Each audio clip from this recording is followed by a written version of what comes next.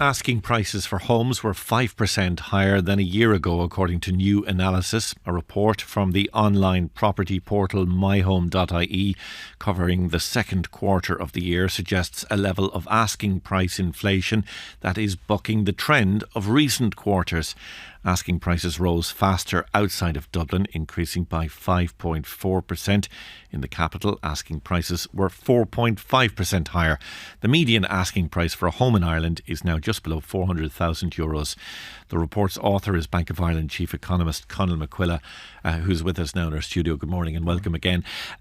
Remind us first of all why you look at asking prices. What do they tell us about the market as opposed to the actual prices paid for properties? Well, they're generally an indicator of where the market is going. The property goes up on the website, it's listed for sale. It takes about 6 months from being listed for sale for it to turn into a transaction, which is what the Central Statistics Office measure in terms of the official measure of house price inflation. So what today's report shows is that really since the summer of last year, we've sort of seen the market slowing pretty consistently, and this is the first kind of acceleration that we've seen, a pickup in the rate of inflation to 5%. So it is early. The second quarter is just before the summer trading season. It's the most important quarter for setting asking prices. So to see it accelerate is a little bit surprising given reports of a slowdown, some indicators even suggesting falling prices in Dublin.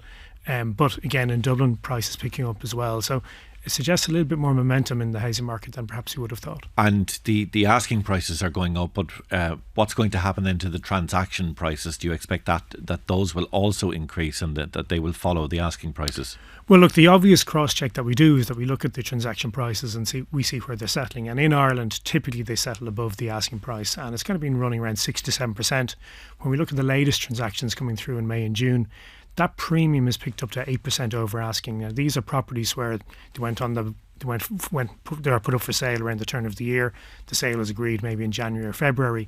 So it remains to be seen whether this big pickup in asking prices in the last couple of months will actually be achieved. It's possible estate agents and vendors are getting a little bit ahead of themselves and there is an underlying slowdown. So we'll see what happens there. But for all intents and purposes, it does look like there's a bit more competition for homes than we thought. And why is that? So is this because there's less housing stock available? Well, look, standing back from all this, we have slowed from double-digit levels of inflation towards mid-single-digit 4 or 5%. Pay growth in Ireland is currently running at 4%. So really house prices are rising in line with wages. Affordability is kind of broadly flat. There's clearly a lack of stock out there. I suppose one of the kind of features we have in the report is that the number of transactions of existing homes looks like it's falling again for a fourth consecutive year. Now it's back to similar levels that we would have seen 10 years ago. So people are just very reluctant to move. They're afraid of securing a property once they sell their own. Build costs are perhaps a factor. If you move home, you want to renovate that home, that's going to be very expensive. So it is a very, very tight, difficult market, and that's pushing up prices. And does that mean then that the housing market is very dependent on first-time buyers if people are staying in their homes and they're not moving around? Absolutely. So first-time buyers are, the bulk of mortgages at the moment. If you look at the transactions for new build, they're up 17%. That's driving activity levels higher. But for existing homes, new sales for existing homes down 3%. So it is a market that's becoming increasingly lopsided towards first-time buyers, towards new build. And that lack of flexibility, the lack of existing home sales is a second-order problem. Clearly, building houses is the first thing the government is focused on. But it's bad that people are reluctant and we have this very rigid, illiquid housing market. You're also pointing out that notices for the termination of rental tenancies were up by 50% in the first 3 months of the year to 7,062. Is it likely that if tenants vacate those properties that they will then come back on the market and that will increase the supply of homes for sale? Well, almost certainly. I mean, that same data suggests that 60% of landlords who are exiting the market intend to sell the property.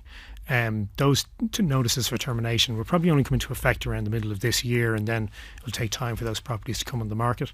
So that will add to the supply of properties potentially available in time, clearly reduce rental supply. But having said that, with apartment completions so strong as they are, that there's more inflows into the rental market.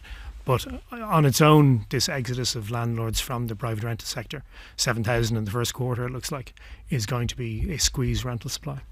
Conall MacCoille, Chief Economist with Bank of Ireland and author of the My Home Property Report. Thank you very much for coming in to us this morning.